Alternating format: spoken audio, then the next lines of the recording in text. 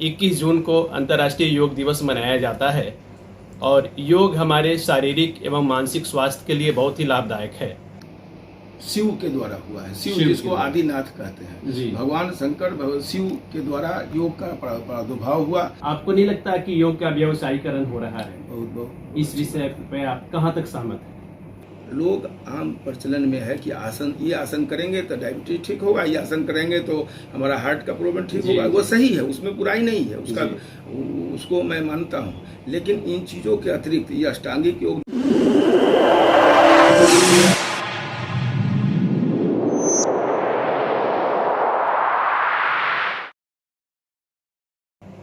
नमस्कार, मैं हूं केदारनाथ ओझा और आप देख रहे हैं नंदिनी न्यूज। बहुत बहुत स्वागत है आपका। जैसा कि आप जानते हैं कि नंदिनी न्यूज सामाजिक, राजनीतिक एवं राष्ट्रीय चेतना का ध्वजवाहक है। पूरे विश्व में 21 जून को अंतर्राष्ट्रीय योग दिवस मनाया जाता है और योग हमारे शारीरिक एवं मानसिक स्वास्थ्य के लिए बहुत ही लाभदायक है। हम अपने स्टूडियो में आज आमंत्रित किए हैं जाने माने योग विशेषज्ञ डॉक्टर दीपक कुमार सिन्हा जी को। डॉक्टर दीपक कुमार सिन्हा जी सरमस्तपुर मुजफ्फरपुर में नीतीश्वर प्रसाद सिंह डिग्री महाविद्यालय में दर्शन विभाग के विभागाध्यक्ष हैं। तो सबसे पहले डॉक्टर साहब से हम पूछना चाहेंगे कि वो हमारे दर्शकों को बताएं कि योग क्या है तथा इसका जन्म कैसे हुआ और कहाँ हुआ। नमस्कार। नमस्कार। बहुत अच्छी प्रश्न है। देखिए, योग अंतर्राष्ट्रीय योग दिवस मनाया जा रहा है जी। लेकिन योग के बेसिक कंसेप्ट को हम नहीं समझते हैं, इसलिए आपका प्रश्न बहुत ही महत्वपूर्ण है। योग युज धातु से बना है। युज धातु जी। जिसका दो अर्थ होते हैं जी। जिसका दो अर्थ, एक जुड़ना, दूसरा समाधि। तो अमूमन जो योग का अर्थ जुड़ना हम समझते हैं, सामान्यतः यही धारणा है और यह सही भी है। लेकिन इसके आगे, इसके परे भी दूसरा अर्थ इसका है समाधि। तो समाधि जी। तो जुड़ने का मतलब है जीवात्मा को परमात्मा से जुड़ने की बात, आत्मा को परमात्मा से मिलन की बात है। ये योग है जी। लेकिन जब हम समाधि की मिलन करके जब समाधि की अवस्था में आते हैं जी, तो हम वहाँ जोड़ के बदले वहाँ घटाव हो जाता है, मतलब माइनस हो जाता है, प्लस के बदले माइनस हो जाता है। मतलब दोनों मिलके एक हो जाते हैं जी। जब दो मिले और एक हो गए तो घट गया जी। तो वहाँ हम इसको माइनस के रूप में देखेंगे। तो लक्ष्य हमारा योग का यही है, समाधि प्राप्त करना। योग जो है प्रारंभ कब से हुआ यह जानने का विषय है। योग का प्रारंभ शिव के द्वारा हुआ है। शिव जिसको आदिनाथ कहते हैं भगवान शंकर शिव के द्वारा योग का प्रादुर्भाव हुआ। उसके बाद कृष्ण ने भी योग को बताया है और योग को गीता में भी पूरे वर्णन किया है। उसके बाद इन चीज़ों को आप मीरा, चैतन्य महाप्रभु, नानक, कबीर, इन नामदेव, इन तरह के सभी महर्षियों, सभी जो संत है उन्होंने भी योग किया। वो भक्ति योग है, प्रेम योग है। लेकिन योग है कर्म योग, भक्ति योग और ज्ञान योग। तो वह भक्ति योग के साधन है। उसके बाद फिर इन चीज़ों को हम कबीर के बाद मत्स्येंद्र नाथ जो गोरखनाथ के गुरु थे, उन जो नाथ संप्रदाय को उन्होंने बहुत आगे बढ़ाया और प्रारंभ किया। तो वहाँ योग की परंपरा है। उसके बाद इन चीज़ों को हमारे ऋषि थे महर्षि पतंजलि, जिन्होंने योग को एक वैज्ञानिक और वैज्ञानिक रूप में व्यवस्थित किया, उसको सूत्र के रूप में पिरोया और वह 196 सूत्रों का संकलन है महर्षि पतंजलि का। तो यह उसके बाद से लोग इसको जानने लगे कि यह चूंकि व्यवस्थित हो गया, लोगों को अध्ययन करने में सुविधा हुई, लोगों को योग करने में सुविधाएं हुई, लोगों को समझने में सुविधा हुई। तो इसलिए आमतौर पर जानते हैं कि महर्षि पतंजलि ने योग को प्रारंभ किया। लेकिन कहाँ से है हमने बताया, भगवान शिव से। और यह पतंजलि के बाद हमारे यहाँ कई ऋषि हुए हैं। महर्षि अरविंद हैं, महर्षि रमन है, और यह आपके परमहंस योगानंद हैं और शिवानंद है, स्वामी सत्यानंद है, रामकृष्ण परमहंस है, स्वामी विवेकानंद है। सब योग के साधक रहे हैं और ज्ञान योग, भक्ति योग, प्रेम योग को क्रमबद्ध रूप में इन्होंने साधनाएं की है और उसकी उपलब्धि भी प्राप्त की। इसको उस रूप में आज के समय में दुनिया में सबसे प्रथम विश्वविद्यालय योग का स्वामी सत्यानंद जी के द्वारा प्रारंभ किया गया, जो मुंगेर में है, जिसको योग विद्यालय मुंगेर और योग भारती मुंगेर जी के रूप में योग विश्वविद्यालय या योग विद्यालय नहीं, दो चीज है। योग विद्यालय मुंगेर जो विद्यालय के रूप में है जी, जिसका योग का यूनिवर्सिटी का नाम है योग भारती मुंगेर जी। योग भारती जो हुआ सो विश्वविद्यालय है जी। तो उन्होंने इस चीज को स्थापित किया है, तो योग हुआ है जी। डॉक्टर साहब, आप हमारे दर्शकों को यह बताएं कि 21 जून को ही अंतर्राष्ट्रीय योग दिवस क्यों मनाया गया या मनाया जाता है हर साल? वो तो देखिए, यह चीज राजनीतिक निर्णय का विषय है। 21 जून को ही मनाया गया, इसका कोई पारंपरिक या आध्यात्मिक कारण नहीं जी। ये खुशी का विषय है, यह हमारे सभी देशवासियों के लिए हर्ष का विषय है कि अंतर्राष्ट्रीय योग दिवस हम 21 जून को मनाते हैं। कोई एक तारीख निश्चित करना था, इसलिए 21 जून है, लेकिन 21 जून को भारत में ने ही पूरे दुनिया में अंतर्राष्ट्रीय योग दिवस मनाने के लिए यह दिन की शुरुआत की और इस कारण से पूरे दुनिया में यह योग दिवस मनाया जाता है। यह हर्ष का विषय है। लेकिन यह अंतर्राष्ट्रीय योग दिवस को सिर्फ योग कर लेने मात्र से और कुछ आसन कर लेने, प्राणायाम कर लेने मात्र से योग के अनुसार आपकी जीवन शैली नहीं हो पाएगी। इसलिए इसको यह उतारने की चीज है, जीवन में आत्मसात करने की चीज है, इसको जीवन शैली में उतारने का चीज है, यह नियमित करने का चीज है जी। आज आपको नहीं लगता कि योग का व्यवसायीकरण हो रहा है? बहुत इस विषय पे आप कहाँ तक सहमत हैं? देखिए, योग का व्यवसायीकरण तो हो ही रहा है और यह चिंता का विषय है जी। और हमारे समाज माने पूरे देशवासी के लिए चिंता का विषय है। अंतर्राष्ट्रीय योग दिवस भारत ने प्रारंभ किया, ये अच्छी बात है जी। देखिए, योग हड़प्पा संस्कृति के पहले हमने बताया ना, शिव से प्रारंभ है, तो इसका आदि वहां से है, शुरुआत प्रारंभ जी। और यह एक वैश्विक आध्यात्मिक संस्कृति है जी। यह पूरी दुनिया की संस्कृति है, रही है, लेकिन इसका प्रारंभ या उसका उद्भव या इसका प्रचार प्रसार या अंतर्राष्ट्रीय योग दिवस के रूप में प्रचार हमारे भारत के द्वारा हुआ है।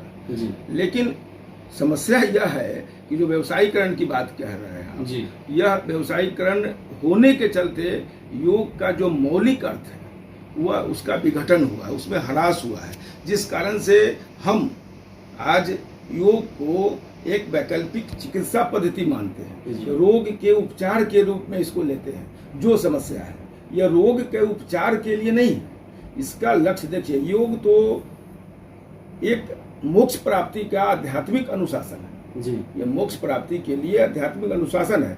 आपको मैं बता रहा हूँ, पतंजलि योग सूत्र में पहला सूत्र है अथ योग अनुशासन, मतलब योग अनुशासन की प्रणाली है जी। दूसरा है योगस चित्तवृत्ति निरोध, माने चित्तवृत्तियों का निरोध। जब आप अनुशासन में अपने जीवन को ढालेंगे जी, तब आपको उसके बाद उसके अनुशासन के हिसाब से आपका चित्तवृत्ति का निरोध होगा, तब आप उस लायक होंगे कि आप कुछ आसन प्राणायाम कर सकें। जैसे मैं आपको इसका विस्तार से मैं बता रहा हूँ। अष्टांगिक योग का अष्टांगिक योग भी हम कहते हैं। ये अष्टांगिक योग जो है, पहले आप इसके बारे में बताएं। बता रहे हैं। इसकी शुरुआत किसने की थी? वो तो मैंने प्रारंभ बता ही दिया, लेकिन योग अष्टांगिक योग क्या है ये जानिए। अष्टांगिक योग में यम, नियम, आसन, प्राणायाम, प्रत्याहार, धारणा, ध्यान और समाधि, ये 8 भाग में बटा है, इसलिए अष्टांगिक योग कहते हैं। अब हमारा यह कहना है कि व्यवसायीकरण इसलिए हुआ कि हम योग को नहीं समझ पाते हैं। इसका कारण क्या है कि जिस तरह से इसका प्रचार हुआ वह प्रचार बुरा नहीं है, प्रचार होना चाहिए और पूरे दुनिया में हुआ, वैश्विक संस्कृति में कह भी रहा हूँ है भी, लेकिन प्रचार नकारात्मक अर्थ में हुआ है। यह चिंता का विषय। नकारात्मक कहने का मतलब इसको आप एक इस रूप में ले रहे हैं कि हम योग करें इसलिए कि हम अधिक से अधिक भोग कर सके, तो अधिक से अधिक भोग करने के लिए योग नहीं। योग आपका जो 4 पुरुषार्थ है, धर्म, अर्थ, काम, मोक्ष, वह चौथा जो लक्ष्य मोक्ष है, उसका यह अनुशासन, आध्यात्मिक अनुशासन मानते हैं उसको हम, कि मोक्ष प्राप्ति का आध्यात्मिक अनुशासन है। तो जो कि हमने पहले इसके अर्थ में भी बताया, जुड़ना, मतलब आत्मा, जीवात्मा और परमात्मा का। फिर अंतिम लक्ष्य समाधि, तो समाधि में मिल के हम एक हो जाते हैं। तो लक्ष्य तो आपका वो है। योग जो है सो यह हमारी सम्यक संस्कृति है जी। पूरे दुनिया, हमारी समाज की सम्यक संस्कृति है। यह कैसे? पाणिनि बहुत बड़े व्याकरणाचार्य थे, बहुत बड़े, क्या आप कहिए आदिकाल के सबसे बड़े और सर्वश्रेष्ठ थे। उन्होंने ही युज धातु, उन्होंने ही बताया योग के अर्थ को कि युज धातु से निकला है, जिसका ये दो अर्थ, और उन्हीं के व्याकरण में यह लिखा है कि सम्यक कीर्तेन इति संस्कृति, मतलब इसका अर्थ समझिए। सम्यक का अर्थ होता है संतुलित, व्यवस्थित, संयमित, समग्रता में। तो वह जो चीज है उस रूप में जो आपकी जीवन, मानव जीवन की जो अभिव्यक्ति है, वो अगर सम्यक रूप से संपादित हो रही है तब हम उसको संस्कृति कहते हैं। जी डॉक्टर साहब, आज घर घर लोग बीमार हैं, इस बात को समझ लीजिए, तो संस्कृति कहते हैं। तो अब क्या है कि यह सम्यक अभिव्यक्ति क्या है, या मानव जीवन की अभिव्यक्ति क्या है, इसको समझिए। मानव जीवन की अभिव्यक्ति मतलब आपका विचार, व्यवहार, आपके कर्म, ये जो आपकी इच्छा है, इनको जब आप सम्यक रूप से संपादित कर पाते हैं तो वह संस्कृति कहलाती है। हमने बोला कि योग सम्यक संस्कृति है, तो उसको हम परिभाषित कर रहे हैं, स्थापित कर रहे हैं कि वह कैसे है। तो पाणिनि ने कहा कि संस्कृति क्या है। अब आपके जो जीवन में जो कुछ भी आपके विचार हैं, व्यवहार हैं, कर्म है, और जो आपके जो पुरुषार्थ हैं, उनको प्राप्त करने के लिए उसको आप सम्यक रूप से संपादित कर पाएंगे, वह योग को अपनाने के बाद ही, यौगिक जीवन शैली को, यौगिक संस्कृति को आत्मसात करने के बाद ही, तब उन चीज़ों को आप सम्यक रूप से संपादित कर पाएंगे, तभी संस्कृति कहलाएगी। आपकी संस्कृति का विघटन होना ही चिंता का विषय है। और आपकी संस्कृति माने भारत की संस्कृति, और भारत की संस्कृति और यौगिक संस्कृति पृथक चीज नहीं है, दोनों एक चीज समन्वित रूप में है। तो चूंकि प्रारंभ कैसे है सो मैंने बताया, तो इसको सम्यक रूप से संपादित करेंगे तब बस। तो हमारा यह कहना है कि यह इसका लक्ष्य होता है क्या? समाधि प्राप्त करना। अब यम नियम को हम बता रहे हैं कि संस्कृति के बारे में जो मैंने कहा कि यम क्या है। यम का मतलब होता है अहिंसा, सत्य, अपरिग्रह, धन जमा नहीं करना। हाँ, उसके बाद ब्रह्मचर्य। तो नियम में भी फिर इस तरह के है। तो आपको है नियम में शौच, संतोष, तप, स्वाध्याय, ईश्वर प्रणिधान। मतलब अब इन चीजों को समझिए। सत्य, अहिंसा क्या है? अहिंसा में हिंसा नहीं करना, सत्य बोलना, अपरिग्रह, धन जमा नहीं करना, जितने अस्तेय का मतलब चोरी नहीं करना, ब्रह्मचर्य का मतलब विषयों के वासनाओं में लिप्त नहीं होना।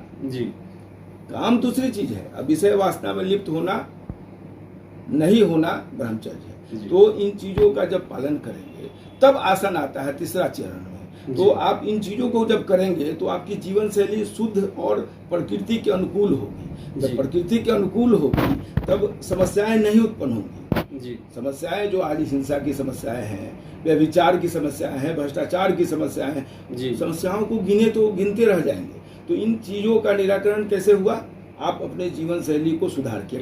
कैसा जीवन शैली? यौगिक जीवन शैली। और यौगिक जीवन शैली को जब उतारेंगे जीवन में, तब आसन या प्राणायाम या प्रत्याहार आपका सधेगा, अन्यथा नहीं सधेगा। और यह यम, नियम, आसन, प्राणायाम, प्रत्याहार, धारणा, प्रत्याहार तक 5 जो अंग है इसको बहिरंग कहते हैं। और धारणा, ध्यान, समाधि अंतरंग है, वह अंदर की चीजें हैं। तो उसके बाद ही आपका धारणा और ध्यान और समाधि की अवस्थाएं घटित होंगी। अब पूछिए, आप जो पूछ रहे हैं। डॉक्टर साहब, आज घर घर बीमार है, अधिकांश लोग किसी न किसी रोग से ग्रसित हैं।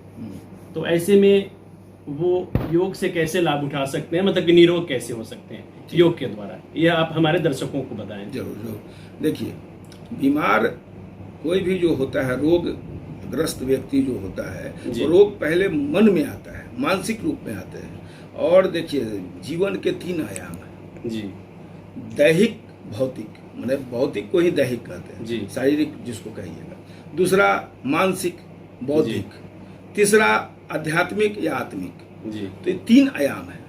तो 3 आयाम में आप शरीर के तल पर जब जीते हैं तो शरीर के तल पर जिएंगे तो आपको लगेगा कि हमको ये रोग हो गया, वो रोग हो गया, लेकिन आप उसको गहराई से जब चिकित्सक अध्ययन करता है, वह चिकित्सक तब पाएगा कि आपका रोग का जड़ मन में है, मानसिक पहले होता है। तो आप जो मानसिक रूप से आप अगर रोगग्रस्त हैं तो उनको उसके निराकरण के लिए यम नियम ही जो है अति आवश्यक है। उसके बाद आप आसन प्राणायाम से इन चीज़ों को, प्रत्याहार से, धारणा से, ध्यान से, कई चीज़ों से आप इन चीज़ों को आप इसका निराकरण कर सकते हैं। उसके बाद मैं बता रहा हूँ, लोग आम प्रचलन में है कि आसन, ये आसन करेंगे तो डायबिटीज ठीक होगा, ये आसन करेंगे तो हमारा हार्ट का प्रॉब्लम ठीक होगा। वो सही है, उसमें बुराई नहीं है, उसको मैं मानता हूँ। लेकिन इन चीज़ों के अतिरिक्त ये अष्टांगिक योग जो मैंने बताया, इसके अतिरिक्त आप मंत्रोच्चारण भी योग है, ध्यान भी योग, भजन भी योग है, संगीत भी योग है। तो इन चीज़ों में जब लयबद्ध हो जाइएगा तो कई तनाव आपके रिलीज, माने आपका जो तनाव, स्ट्रेस है, जो तनाव है, वो उसका निराकरण होगा, आपसे रिलीज हो जाएगा, आपके शरीर से, मन मस्तिष्क के। तो आप शुद्ध शरीर होगा और आप में एक सकारात्मक रासायनिक परिवर्तन होगा।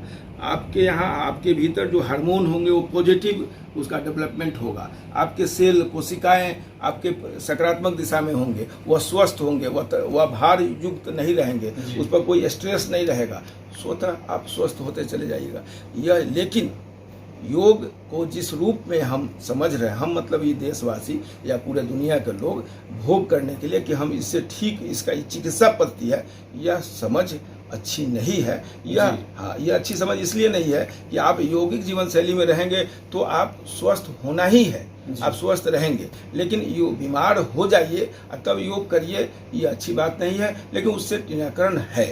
डॉक्टर साहब, आज काफ़ी लोग मोटापा से ग्रसित हैं, मोटापा को दूर करने में योग कहाँ तक लाभदायक है?